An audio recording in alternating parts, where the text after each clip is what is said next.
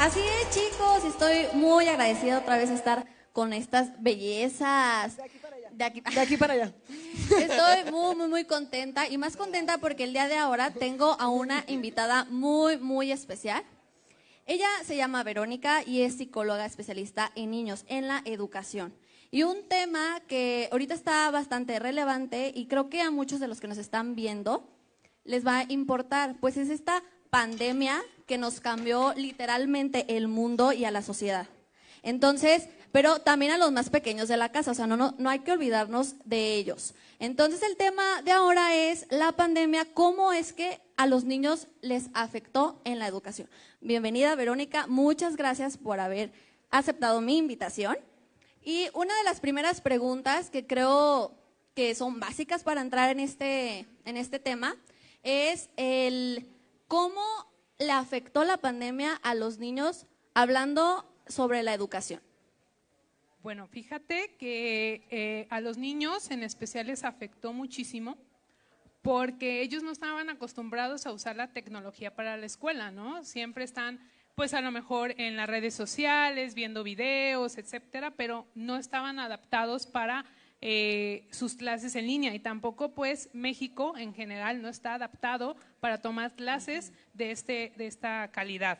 Entonces a los niños les parecía como que estar en casa es como vacaciones, ¿no? Entonces sí. No tomaban tanto la importancia de la escuela. ¿No eran vacaciones? No son con vacaciones. razón siempre había reprobaba. clases en línea. Con razón. Fíjate, y a mí me afectó porque llegaba el maestro y preguntaba, a ver muchachos, del 1 al 10, ¿qué tan distraídos son ustedes? Llegaban conmigo y yo, sí. Ah, no, Sí. Bueno.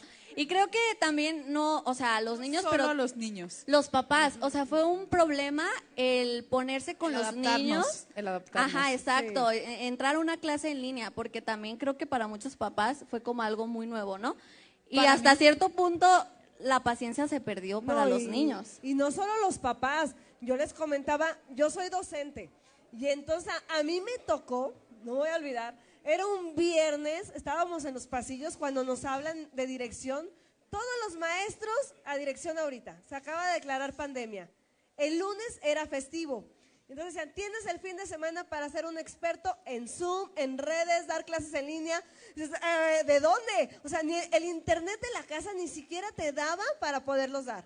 Y entonces, ¿cómo me voy a comunicar con mis alumnos? Luego te decían, derechos humanos, no puedes prender las cámaras. ¿Cómo voy a saber que están ahí? ¿Cómo? Entonces tenías que vincularte. Sí. A mí me tocó, por ejemplo, tener que descargar el TikTok para comunicarme con mis alumnos, abrir grupos de WhatsApp, empezarme a acostumbrar que me escribieran a la 1, 2 de la mañana, porque como estaban en su casa todo el día ya no distinguían la hora. Realmente no estábamos preparados, absolutamente nadie, para lo que se venía aquí en este mundo, así que fue un problema. Difícil. O sea, sí fue un problema tanto para adultos como para niños, pero siento un poco más que para los niños en este lado educativo, porque al final era relativamente pues nuevo en la tecnología y vaya, o sea, no había alguien que estuviera diciéndoles, a ver, van así las cosas, o sea, porque literal a la escuela van a aprender y estando en la casa, perdón, era un poco más complicado para los papás, porque los papás en sí no son maestros, exacto. ¿Sabes? Entonces sí era como más complicado. Y de hecho muchos papás tomaron este rol y siento que no es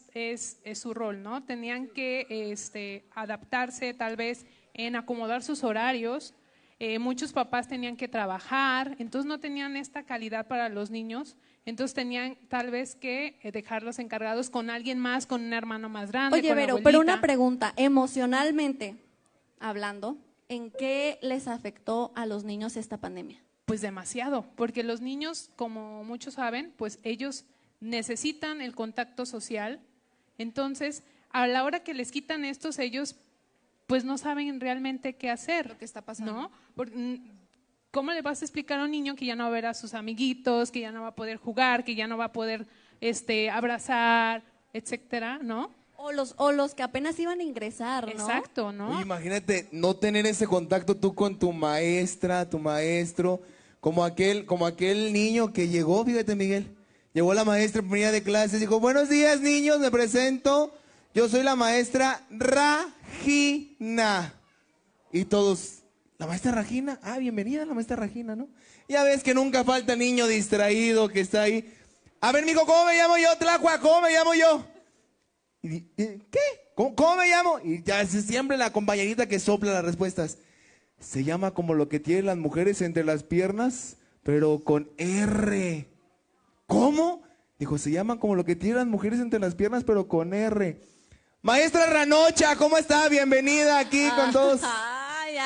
Oye, pues que pongan atención, pongan atención. Pero hay que poner atención precisamente. ¿Cómo podemos identificar uno como papá esos focos de atención que nos puede brindar, el niño de que algo está mal?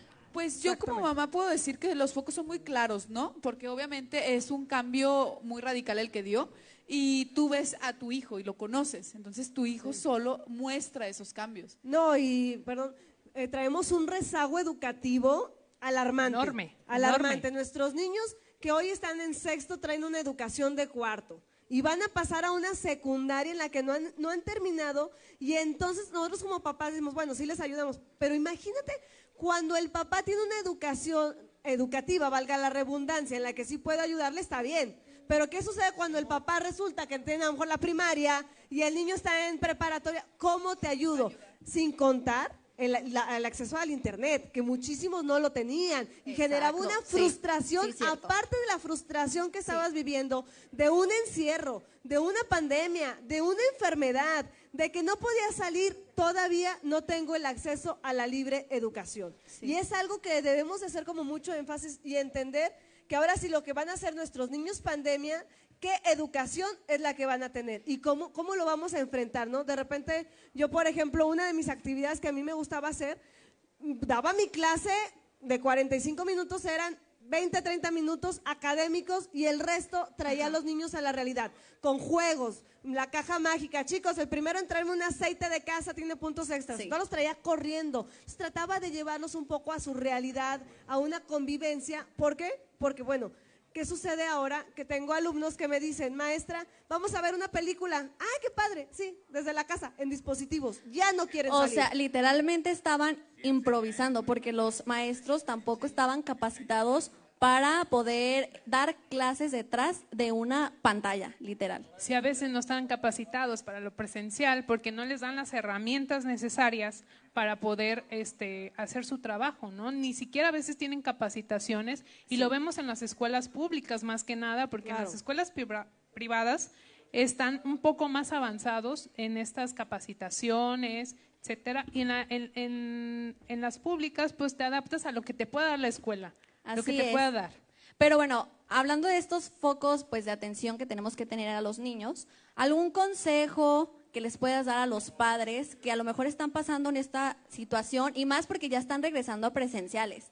Entonces siento que ahí también hay un pequeño pues conflicto. ¿Algún consejo tú como psicóloga, como especialista en niños en esta parte educativa que les puedas brindar?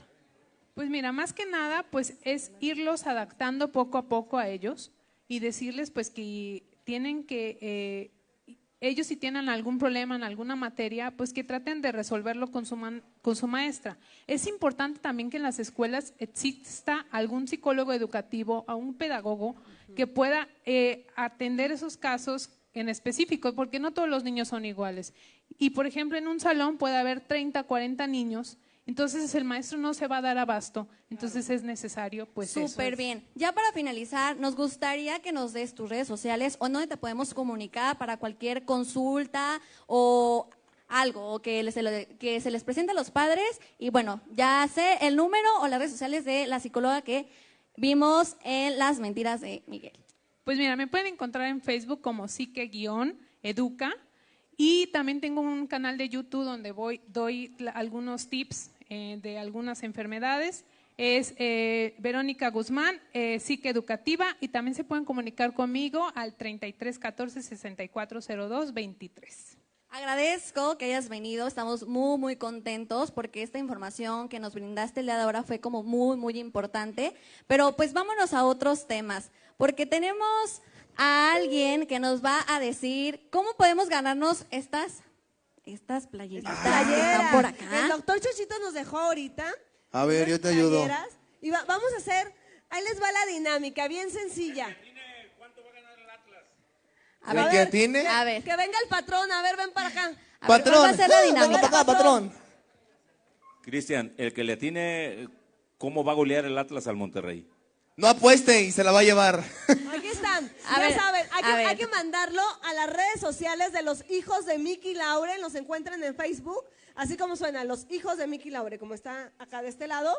Y bueno, antes de cerrar el tema de la educación, a mí me encantó una parte que agregaría Montessori. Montessori, ¿qué nos decía? La educación no es para todos y tenemos que irnos acomodando y adecuando a los tiempos y a las necesidades de cada uno de nuestros estudiantes. El día que lo Sí. entendamos, vamos a tener una educación para todos. Así Si quieren, es. espérense, ahorita terminamos las mentiras de Miguel y sigue el programa de ella para que no se... Ahorita le damos un nombre, pero la verdad es que yo quiero que la gente se prepare, porque el otro día llega y me pregunta mi sobrino, oye tío, ¿la palabra horchata lleva H? Le dije, claro, si no decía horcata, entonces hay que ponerle H, que hay que Claro. estudiar matemáticas para que no les Así falte la es. gramática. Oye, pero vámonos a otros temas. ¿A quién tenemos este día en este gran foro? Hoy tenemos a la Sonora San San Francisco. Francisco. ¡Ánimo, muchachos!